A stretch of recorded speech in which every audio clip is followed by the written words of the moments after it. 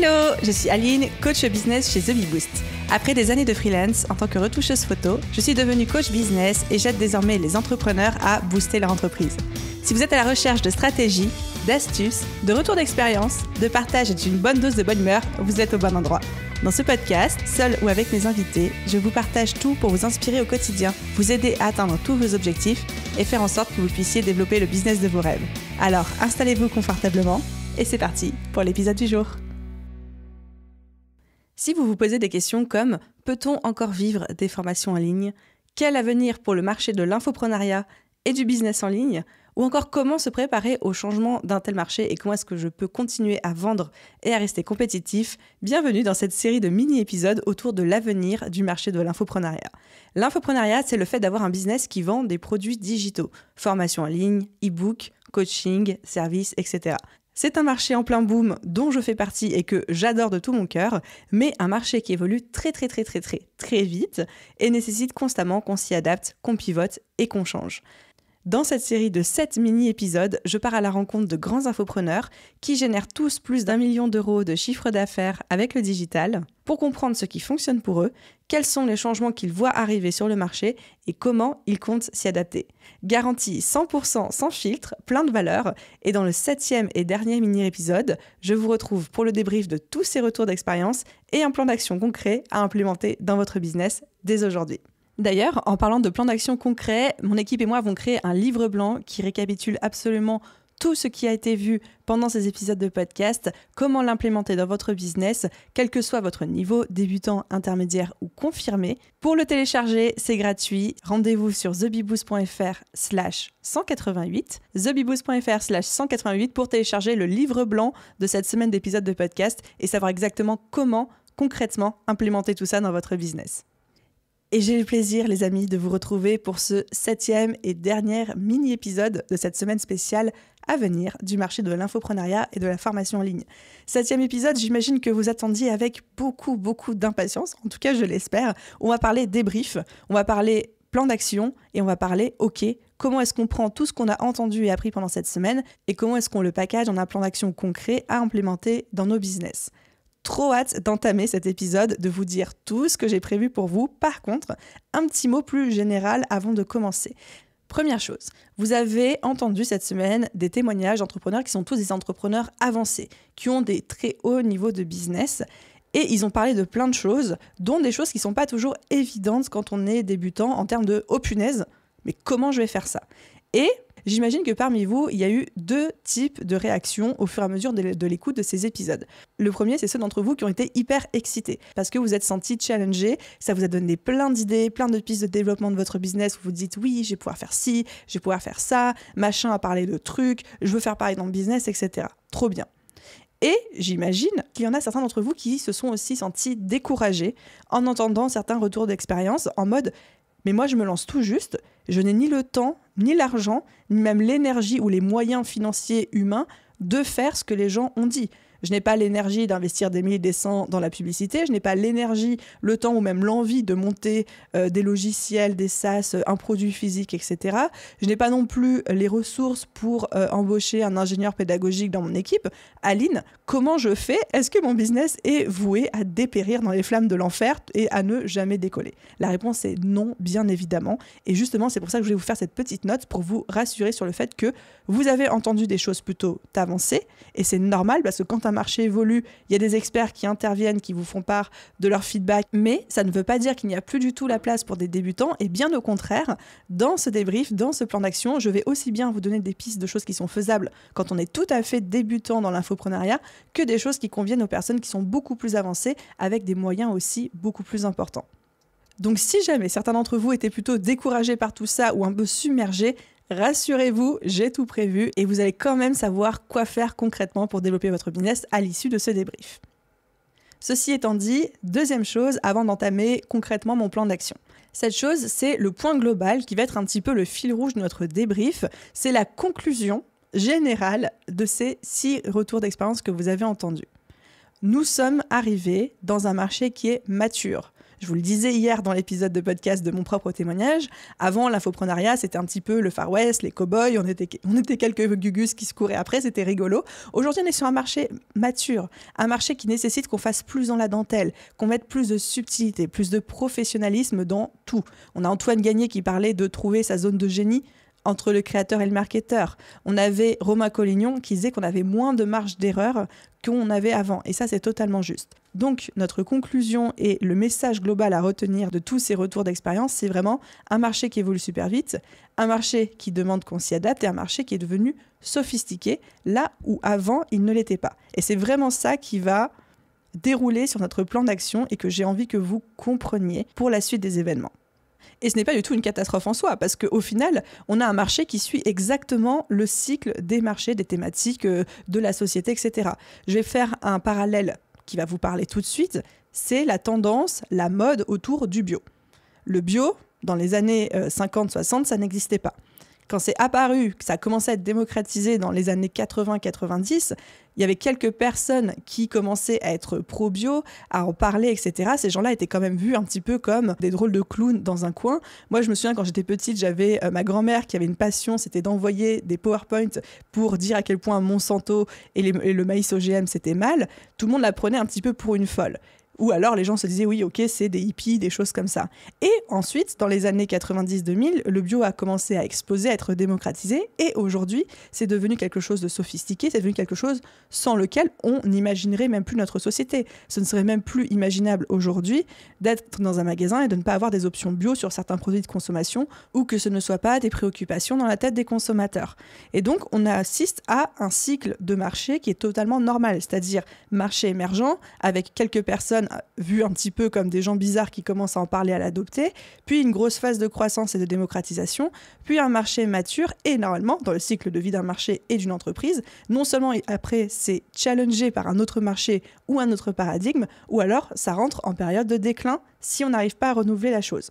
Alors je dis pas que le bio va décliner, pas du tout, mais je veux dire qu'on arrive dans cette période un petit peu charnière avec le marché de l'infoprenariat où on n'est pas encore tout à fait à maturité, mais on va y arriver très vite, et qu'après, soit on va être challengé par d'autres paradigmes, et c'est ce qu'on va essayer aussi de comprendre ensemble dans cet épisode de débrief, soit, au contraire, le marché va décliner pour disparaître.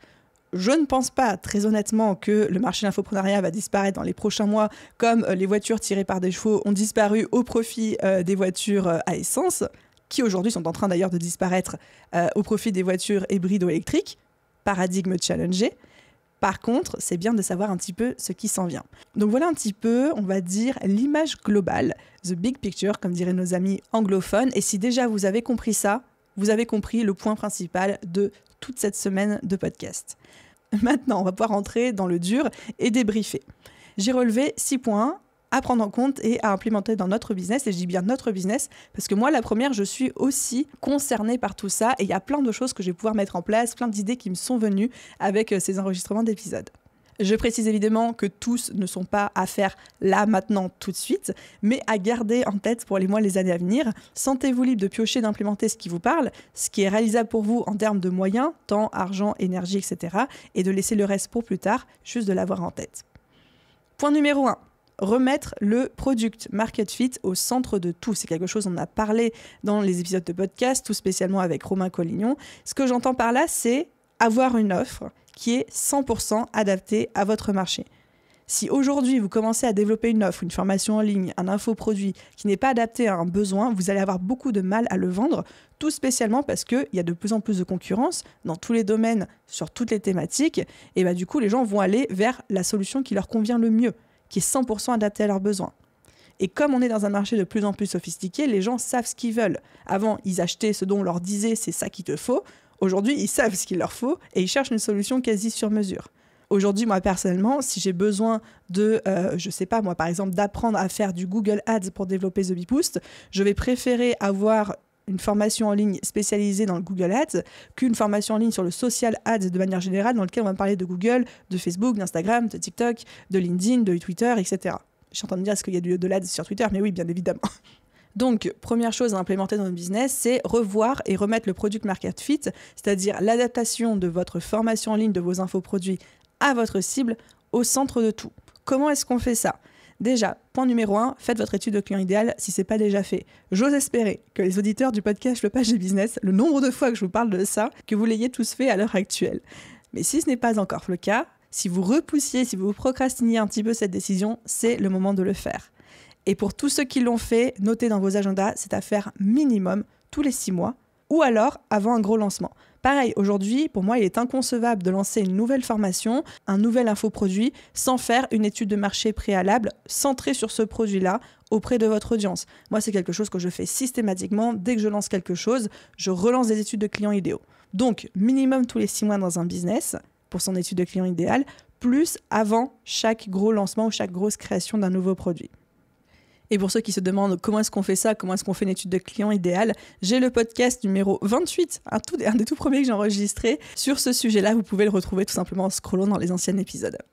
Ensuite, deuxième chose à implémenter dans votre business, c'est de vous concentrer sur le lien et la communication avec votre audience pour vraiment comprendre quelles sont ses problématiques, quels sont ses besoins, parce que ça change. Les gens n'ont pas les mêmes besoins aujourd'hui qu'ils avaient il y a 6 mois, ou il y a 1 an, et encore moins ou il y a 3 ans. Vous avez à votre disposition plein d'outils, spécialement sur les réseaux sociaux, type stories, sondages, questions, etc. Tous les moyens sont bons pour comprendre, connaître, poser des questions à votre audience, savoir de quoi ils ont envie et de quoi ils ont besoin. Et ensuite, vous pouvez construire et adapter votre offre par rapport à leurs demandes. Et parfois, il arrive que c'est pas exactement ce que nous on aurait aimé faire en tant que formateur. Parce qu'il y a un petit peu ce rêve, je sais que moi je l'avais au début, de monter des formations en ligne qui ne nécessitent pas votre présence, donc c'est-à-dire des trucs sans accompagnement, sans live, sans coaching, etc., où les gens se débrouillent. Mais est-ce que c'est encore réalisable en 2022 ? Et est-ce qu'on peut vraiment imaginer monter des empires de formation en ligne sans jamais nous mettre le petit doigt dedans en termes d'accompagnement et de temps ? J'en suis pas si sûre. Ça l'était peut-être possible avant. Là, je suis pas sûre que ce soit un modèle viable et concurrentiel, en tout cas pour la suite. Et dernier point, dernière chose à ajouter à votre to-do list, c'est pour moi la nécessité de refaire, mettre à jour, refondre vos formations en ligne minimum tous les 2 ans. Plus souvent si nécessaire, si par exemple vous avez une formation sur les Facebook Ads, on sait que l'interface de Facebook, du Business Manager change très souvent. Il est nécessaire pour vous d'avoir des formations qui restent à jour, un contenu qui reste moderne et adapté aux changements économiques, aux changements sociétaux et aux changements du marché. Et ça, pour moi, c'est minimum tous les 2 ans qu'on doit refondre nos produits. Donc encore une fois, on sort un petit peu du mythe de l'infopreneur qui crée une formation et ensuite qui devient millionnaire et qui passe 10 ans à la retraite sous les cocotiers. Je ne pense plus du tout que ce soit un modèle viable et possible aujourd'hui. Ensuite, on arrive au deuxième point de ce débrief/plan d'action. Le deuxième point, c'est la nécessité aujourd'hui d'apprendre le métier de formateur en ligne. Ce que j'entends par là, c'est la nécessité de se former à l'ingénierie de formation, à la gamification, à la pédagogie, à l'accompagnement, au coaching, etc. Parce que, encore une fois, pour suivre les tendances du marché, aujourd'hui, les clients sont habitués à un certain niveau de valeur, les clients sont plus éduqués parce que le CPF a accéléré la démocratisation de la formation en ligne, et les clients sont demandeurs non seulement de solutions sur mesure, mais de solutions avec à l'intérieur de l'humain, du professionnalisme, autant dans le fond que dans la forme, et avoir une formation en ligne où vous pouvez dire les choses les plus intelligentes du monde, mais qui n'ont pas un parcours pédagogique clair et construit au service de vos apprenants, avec des exercices, de la gamification, de l'interactivité, etc., c'est généralement le meilleur moyen pour laisser une mauvaise impression et ne pas encourager les résultats auprès de vos élèves. C'est Lucie Rondelet qui parlait dans son retour d'expérience qu'elle avait même embauché un ingénieur pédagogique au sein de son équipe de formation, justement par rapport à ça. Je sais que moi, personnellement aussi, quand j'ai refait la refonte de la BSB Academy à l'automne 2021, j'ai embauché en consulting un ingénieur pédagogique pendant quelques semaines pour m'accompagner justement sur cette refonte. Donc, encore une fois, c'est aujourd'hui être formateur en ligne, vendre des formations, ça devient un métier. Et un métier, ça s'apprend, ça s'appuie sur certaines bases, certains socles. Et je pense que plus on va continuer à progresser dans les prochains mois, plus les gens vont être demandeurs de quelque chose aussi bien construit sur le fond que sur la forme. Et juste avoir un parcours à peu près chronologique, appuyé par 3 slides et un workbook, ça va de moins en moins suffire au marché et aux clients qu'on peut avoir. Alors concrètement, comment on fait ça ? D'autant plus comment on fait ça lorsqu'on n'a peut-être pas aujourd'hui les moyens d'embaucher un ingénieur pédagogique ou même de le payer en consulting. La première chose à faire, je pense que ça c'est à la portée de tout le monde, de vous tous, chers auditeurs, c'est de lire 1 ou 2 livres ou de consommer des contenus gratuits sur ces sujets-là, pédagogie, formation, coaching, gamification. N'importe qui aujourd'hui peut aller sur un site en ligne, commander un livre sur le b.a.-ba de l'ingénierie pédagogique et en comprendre les rouages de base. Et rien que ça, déjà, ça vous permet de garder un pied à l'étrier et de rester concurrentiel, compétiteur dans ce milieu. Moi, j'ai commencé comme ça, en lisant 1 ou 2 bouquins. Ça m'a beaucoup plu, ça m'a aussi aidé à mettre en place le socle de la refonte de mes formations. Et ensuite, j'ai effectivement fait appel à un ingénieur pédagogique en tant que consultant. Donc ça, c'est une deuxième option pour vous. Mais ce n'est pas obligatoire si aujourd'hui, vous n'avez pas le temps et les moyens financiers. Et pour les plus avancés d'entre eux, si vous avez les moyens d'embaucher en interne ou en consulting temporaire un ingénieur pédagogique, ça reste quand même un super atout à mettre au sein de vos formations. Ensuite, on arrive à notre 3e point de ce débrief / plan d'action. Ce 3e point, c'est en termes de stratégie marketing et de stratégie de communication. Pour moi, il est nécessaire de remettre l'organique, la création de contenu, le customer care et le plan média, c'est ce que j'entends par organique, au centre de tout. On l'a entendu chez nos invités, tout spécialement chez Lucie Rondelet, chez Anaïs, chez moi, chez Alexandre, etc.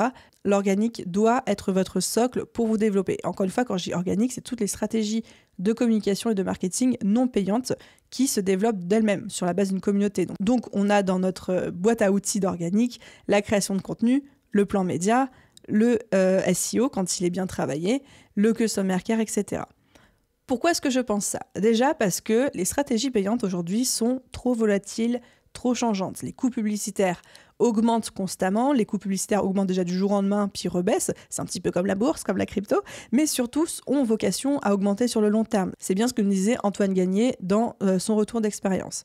Par contre, quelque chose qui n'est pas volatile et qui n'est pas changeant, c'est vous, votre réputation et vos résultats, donc votre preuve sociale. Pour moi, la meilleure stratégie à avoir dans l'avenir, la plus solide, en tout cas pour votre développement, c'est d'avoir une base d'organique. Donc encore une fois, création de contenu, customer care, plan média, SEO, ce que vous voulez. Et ensuite, de l'appuyer par du payant. Facebook Ads, Instagram Ads, Google Ads, YouTube Ads, tout ce que vous voulez. Mais de ne pas avoir un business model qui repose sur du payant parce que là, pour moi, c'est dangereux. Et concrètement, comment on fait ça ? Là, vous connaissez déjà un petit peu la chanson parce qu'on parle beaucoup de création de contenu et d'organique sur ce podcast, mais déjà se former, lire, que ce soit des contenus gratuits, des contenus payants, etc. Et en termes de création de contenu, ma recommandation, qui est celle que je fais depuis le début, mais que je maintiens encore aujourd'hui, c'est d'avoir un contenu principal, que ce soit un blog ou un podcast ou une chaîne YouTube sur lequel vous allez créer du contenu hebdomadaire et que vous pouvez coupler à un réseau social sur lequel vous postez quasiment quotidiennement. Sur les réseaux sociaux pouvant être TikTok, Instagram, BeReal, qu'est-ce qu'on a d'autre encore ? Facebook, LinkedIn, Twitter, ce que vous voulez. Mais vraiment d'avoir un gros contenu pour faire de la création de contenu, blog, podcast, chaîne YouTube, et ensuite un réseau social pour communiquer de manière plus informelle au quotidien. On arrive à notre 4e point de ce débrief. Ce 4e point est un petit peu plus avancé, mais je pense que vous l'avez entendu à plusieurs reprises. C'est le fait de se projeter dans un écosystème pour son business qui ne repose pas que sur l'infoprenariat. C'est-à-dire être plus qu'un infopreneur. C'est ce que Alex Dana a dit, c'est ce que Romain Collignon a dit aussi, c'est ce que Antoine Gagné a dit aussi. On commence tous là, d'entre nous, par une formation en ligne.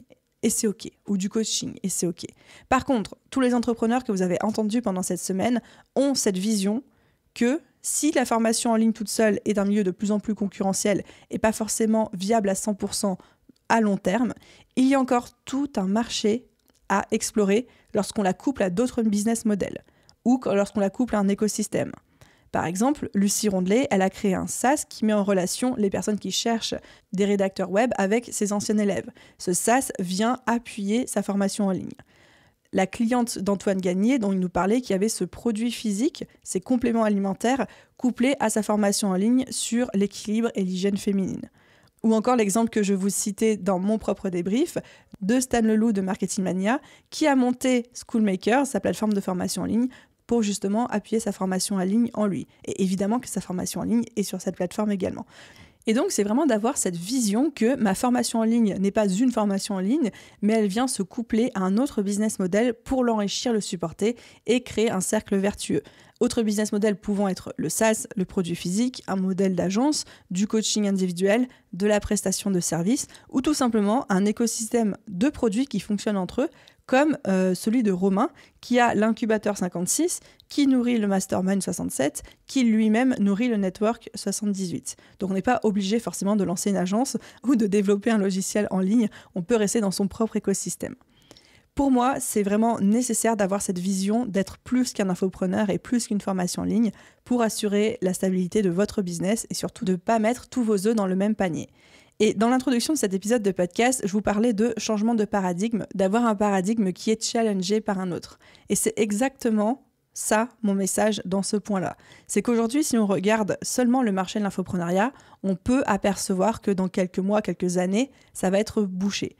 Par contre, si on regarde ça dans un autre paradigme, avec un autre angle de vue qui est celui de tous les autres secteurs d'industrie et autres du tertiaire qui nous entourent, là, il y a tellement de choses à faire. Mais tellement de choses à faire. Parce que notre petit marché de la formation en ligne est minuscule par rapport à ces autres marchés et par rapport à leurs besoins. Pour rentrer un petit peu plus dans le concret, dans le comment et développer mon propos avec des exemples, comment est-ce qu'on met ça en place ? Vous avez 4 options, 4 points. Vous pouvez en faire un, vous pouvez en faire plusieurs, vous piochez vraiment ce qui vous parle et ce qui vous excite et ce qui vous rendrait heureux. Vraiment, c'est important aussi. Du coup, le premier, c'est vraiment d'imaginer et de concevoir dans votre business un écosystème avec des offres qui se nourrissent les unes les autres, en y incluant, ça c'est très important aussi, des petites offres accessibles en termes de tarifs. Romain Collignon en a parlé dans son témoignage. Aujourd'hui, il est de plus en plus difficile de vendre du high ticket, c'est-à-dire des offres qui sont à plus de 2000, 3000 ou 5000 euros, et les gens ont tendance à un petit peu plus acheter des offres accessibles à quelques dizaines ou quelques centaines d'euros. Donc ce serait intelligent de votre part d'avoir un écosystème avec plusieurs offres, dont certaines accessibles et donc d'autres un petit peu premium, et encore plus si ces offres se nourrissent entre elles. Exemple tout bête, aujourd'hui, je suis en train de créer mon premier séminaire. Mon premier séminaire est au tarif de 400 euros, 397, mais qu'on s'entende bien, c'est 400 euros. C'est une offre accessible pour découvrir The Bee Boost, pour découvrir mon univers, pour découvrir un petit peu ce que je peux proposer. Et ensuite, j'ai la formation en ligne de la BSB Academy qui est à 2000 euros, qui est vendue quelques mois plus tard, où là, j'ai un super tremplin de me dire, les gens qui étaient présents à mon séminaire peuvent ensuite embarquer dans ma formation en ligne parce qu'ils ont pu découvrir The Bee Boost à moindre frais, à moindre coût. Deuxième option, deuxième point, deuxième possibilité pour être plus qu'un infopreneur, c'est de nouer des partenariats avec d'autres entreprises pour leur apporter nos compétences de formateur en ligne. Ça, c'est Antoine Gagné qui en a parlé, on aurait pu développer un petit peu ce point aussi dans notre échange, le fait qu'aujourd'hui, il y a tellement d'industries, de métiers, d'entreprises qui ont besoin de créer de la formation en ligne, que ce soit eux, dans leur stratégie marketing, que ce soit en interne, que ce soit pour leurs clients, pour leur apprendre à utiliser leurs produits, etc. Bref, il y a énormément de besoins. On pourrait tout à fait aujourd'hui imaginer que vous, en tant qu'infopreneur, vous ayez aussi une casquette de consultant / stratège / exécutant et que vous créiez aussi des formations en ligne pour d'autres personnes qui en ont besoin. Ça pourrait vous permettre non seulement de mettre du beurre dans les épinards, de faire bénéficier vos compétences à d'autres entreprises et surtout de diversifier un petit peu vos sources de revenus. Troisième point, troisième solution, troisième possibilité pour être plus qu'un infopreneur et construire cet écosystème, c'est le point dont on a parlé à plusieurs reprises, le fait de créer un autre business model qui se nourrit de notre infoprenariat. Agence, SaaS, produits physiques, prestations de services, etc. J'ai déjà donné plein d'exemples, on en a déjà un petit peu parlé, donc je ne vais pas tout répéter, mais vous avez compris l'idée. Et dernière possibilité, dernier point pour construire cet écosystème, celui de s'associer avec un autre business pour développer cet écosystème. Antoine Gagné nous parlait de l'exemple de sa cliente qui a créé des compléments alimentaires pour compléter sa formation en ligne sur l'hygiène et l'équilibre féminin. On peut avoir l'option de racheter un business, on peut avoir l'option de le faire nous-mêmes, de monter un nouveau business, mais on peut avoir l'option aussi, quand on n'a pas envie de trop s'embêter, de s'associer avec un business déjà existant pour le faire. Donc si aujourd'hui vous vous dites « Oh là là, moi je fais la formation en ligne sur comment prendre soin de mes cheveux au naturel », vous pouvez tout à fait envisager un partenariat ou même une association avec un business qui crée des produits pour prendre soin de ses cheveux au naturel et de construire cet écosystème à deux. C'est une solution aussi tout à fait viable, tout à fait possible et je suis même sûre que c'est quelque chose qui va beaucoup se développer par la suite. On arrive à notre cinquième point. Notre cinquième point, c'est s'entourer des bonnes personnes. Ce que j'entends par là, c'est que Antoine Gagné nous a dit dans son témoignage que généralement on était un marketeur ou un créateur, mais que c'était très rare d'être les deux à la fois et que c'était bien de s'associer avec des gens qui comblaient un petit peu les choses qui étaient moins dans notre zone de génie, on va le dire. On a aussi Anaïs qui nous a parlé du fait qu'elle a dilué le capital de sa boîte pour faire rentrer à son board des grands noms. Et je sais, moi, en tant qu'amie, parce que je la connais depuis longtemps, que j'ai vu son business être propulsé à partir du moment où il y a des gens comme le fondeur de Open Classroom qui est rentré au capital de sa boîte et à son board. Le fait de s'entourer de personnes qui ont des compétences, des expertises avancées qui ne sont pas les nôtres, parce que nous sommes des êtres humains, nous ne pouvons et nous ne savons pas tout faire, on n'est pas excellent dans tout, c'est pas possible. Et le fait de le reconnaître et de s'entourer des bons talents, c'est pour moi une des meilleures manières de solidifier notre business et surtout de rester concurrentiel pour la suite. Romain Collignon l'a évoqué plusieurs fois, on a de moins en moins de marge d'erreur possible dans ce milieu parce qu'il devient de plus en plus concurrentiel et sophistiqué, donc autant nous entourer des personnes compétentes pour le faire. Deuxième chose que Romain Collignon a également dit, c'est la nécessité de devenir de plus en plus bon en conversion. Là encore, on parle d'un métier, on parle de quelque chose qui n'est pas forcément dans la zone de génie de tout le monde, quelque chose d'assez pointu, autant s'entourer des talents pour le faire. Du coup, comment est-ce qu'on fait ça concrètement ? Encore une fois, plusieurs niveaux, plusieurs possibilités. On va dire que le niveau le plus accessible, surtout si vous débutez, c'est tout simplement de trouver des business friends avec qui échanger. Des entrepreneurs qui ont à peu près le même niveau que vous, qui veulent aller à peu près dans la même direction et vous caler des calls, par exemple toutes les semaines ou tous les 15 jours ou une fois par mois pour vous challenger mutuellement, être sûr que vous atteigniez vos objectifs, que vous soyez dans l'action, pouvoir bénéficier des retours d'expérience les uns des autres, etc. Ça, c'est accessible à strictement tout le monde et c'est la meilleure manière de bien s'entourer quand on commence. Deuxième solution, un petit peu plus avancée, intégrer un mastermind, c'est-à-dire un regroupement d'entrepreneurs, pareil, qui ont à peu près le même niveau, les mêmes objectifs et qui vont pouvoir vous soutenir, échanger avec vous, vous faire des feedbacks, vous partager leur expérience, etc. Une troisième option, c'est de recruter des talents qui vont venir apporter leur expertise et leur connaissance dans un domaine qui n'est pas forcément votre expertise à vous, votre zone de génie ou que vous n'aimez pas forcément. On peut par exemple recruter quelqu'un pour être un marketeur quand on est un créateur ou quelqu'un pour créer quand on préfère marketer, etc. Et enfin, la dernière solution, qui est peut-être la solution la plus agressive de toutes et la plus définitive, mais qui est redoutablement efficace, c'est le fait de s'associer. Quelle que soit la solution que vous envisagez, toutes sont bonnes, il n'y en a pas une qui est meilleure que l'autre, forcément. Ça dépend de votre besoin, ça dépend de où vous en êtes dans votre parcours d'entrepreneur, mais la nécessité de s'entourer des bonnes personnes, non pas juste pour ne pas se sentir seul et pouvoir avoir des gens qui nous comprennent et nous écoutent, mais surtout s'entourer de talents qui vont nous aider à nous challenger, à atteindre nos objectifs et à ne pas nous faire dépasser par un marché qui grossit. Et enfin les amis, j'arrive sur notre 6e et dernier point de ce débrief / plan d'action. C'est peut-être un point un peu bonus, mais je ne pouvais pas, après l'intervention d'Alexandre, ne pas en tenir compte et ne pas le citer dans ce débrief-là. Ce 6e point, c'est le fait de tenir compte de la transition écologique dans ses choix futurs avec son business, que ce soit un business d'infopreneur ou même un autre business. Qu'est-ce que j'entends par là et pourquoi ? Très honnêtement, je ne suis pas du tout la plus écolo d'entre nous. C'est un sujet sur lequel je fais attention au quotidien. Je fais des petites attentions comme fermer le robinet quand je brosse les dents, privilégier le train plus que l'avion, acheter en conscience, etc. Éviter d'acheter des choses dont je n'ai pas forcément besoin. Mais j'ai encore une marge d'erreur énorme que je pourrais faire dans cette transition écologique et dans ma vie quotidienne, etc. Et je trouve que l'épisode avec Alexana aurait pu être un podcast, un sujet à lui tout seul. Parce que créer des formations en ligne, c'est bien, mais le faire dans un monde qui ne risque pas de nous péter à la figure en chemin, c'est encore mieux. Je pense qu'on va tous être d'accord sur ce point-là. Et du coup, je pense que c'est important de commencer à s'y intéresser. Ça ne veut pas forcément dire remettre en cause tout ce que vous faites aujourd'hui, sauf si vous avez un business d'infoprenariat dans l'industrie pétrolière, mais je ne pense pas que ce soit beaucoup le cas d'entre vous, mais de commencer à mettre en place des actions. Pas des actions qui vont forcément vous mettre des bâtons dans les roues, pas des actions qui vont forcément vous peser au début, parce qu'au début, on a besoin d'avoir un business qui décolle, et c'est OK que ce soit votre priorité au début, mais il y a quand même des petites choses qu'on peut faire dès aujourd'hui sans que cela pèse ou ralentisse le développement de notre business pour justement agir là-dessus. Je vais vous faire une petite checklist de ce que vous pouvez faire en tant qu'entrepreneur et ensuite de ce que vous pouvez faire en tant que formateur que j'ai directement prise de mon épisode avec Alexandre. Donc c'est des choses que vous avez déjà entendues. Mais en tant qu'entrepreneur, on peut déjà faire des choix un peu plus conscients dans la manière dont on dirige nos entreprises. Exemple, faire attention à l'imaginaire collectif qu'on choisit de représenter sur les réseaux sociaux. Deuxième exemple, prendre le train ou covoiturer plutôt que de prendre l'avion quand on a un déplacement à faire. Troisième exemple, faire des calls Zoom sans la vidéo. 4e exemple, ne pas imprimer de carte de visite et privilégier par exemple un échange de LinkedIn, d'Instagram ou d'email. Vous engager auprès d'associations de votre ville, etc. Il y a plein de choses à faire, certaines à petite échelle, certaines à plus grosse échelle, comme par exemple quand Alexandre nous disait que dans tous les événements physiques Live Mentor, à partir d'aujourd'hui, il n'y avait plus de viande, justement par souci écologique.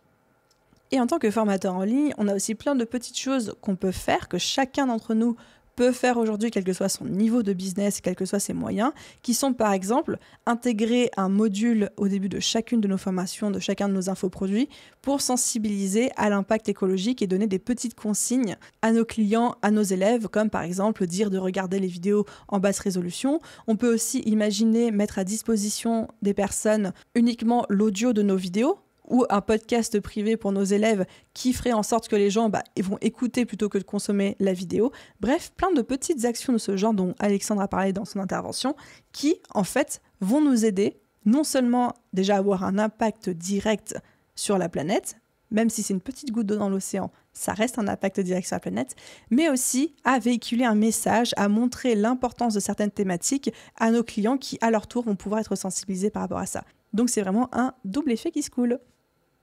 Voilà les amis, j'arrive à la fin de mes 6 points de débrief / plan d'action. Pour les récapituler rapidement, le premier c'était de remettre le product market fit au centre de tout, de développer une offre 100% adaptée à un besoin du marché. Le second c'était d'apprendre le métier de formateur en ligne qui devient nécessaire aujourd'hui. Le troisième point c'était de remettre l'organique, c'est-à-dire création de contenu, customer care, plan média, etc. au centre de votre stratégie marketing et de votre stratégie de communication. Le quatrième point, c'est de se projeter dans un véritable écosystème pour votre business qui ne repose pas que sur l'infoprenariat, d'être plus que des infopreneurs. Le cinquième point, c'était de s'entourer des bonnes personnes en termes de talent, d'expertise qui vont venir renforcer en fait votre force de frappe, votre capacité d'action. Et le sixième point, c'était de tenir compte de la transition écologique dans vos choix futurs et d'essayer de l'inclure à votre business model et à vos actions quotidiennes. Voilà un petit peu pour ce débrief plan d'action. À chaque fois, j'ai essayé pour chaque point de vous suggérer des pistes d'action aussi bien très accessibles aux débutants pour ceux d'entre vous qui se lancent ou qui commencent tout juste leur business, comme des choses beaucoup plus complexes et avancées pour les vétérans, les plus aguerris d'entre nous. Et n'oubliez pas que vous pouvez télécharger le livre blanc de cet épisode qui reprend tous ces points-là, qui les approfondit sur thevipousse.fr/188. J'espère vraiment les amis, j'espère que cette semaine de contenu vous a plu. J'espère que ce type de format avec des interviews d'experts, des débriefs, des plans d'action vous a plu également. C'était la toute première fois que je faisais quelque chose comme ça et j'ai vraiment kiffé. J'ai adoré pouvoir tacler un sujet beaucoup plus en profondeur, beaucoup plus en détail que sur un seul petit épisode de 20 ou 25 minutes. Donc voilà, si ça vous a plu, vous connaissez la rengaine et je compte tout spécialement sur vous, vu le format qu'on est en train d'exploiter et de terminer aujourd'hui. Laissez la note de votre choix et un commentaire sur votre plateforme d'écoute. Un grand merci à tous ceux qui prennent quotidiennement le temps et la peine de le faire. À vous tous, mes chers amis, chers auditeurs, je vous souhaite une merveilleuse journée, soirée, après-midi, nuit, où que vous soyez. Et je vous dis à très vite dans un prochain épisode. Bye tout le monde!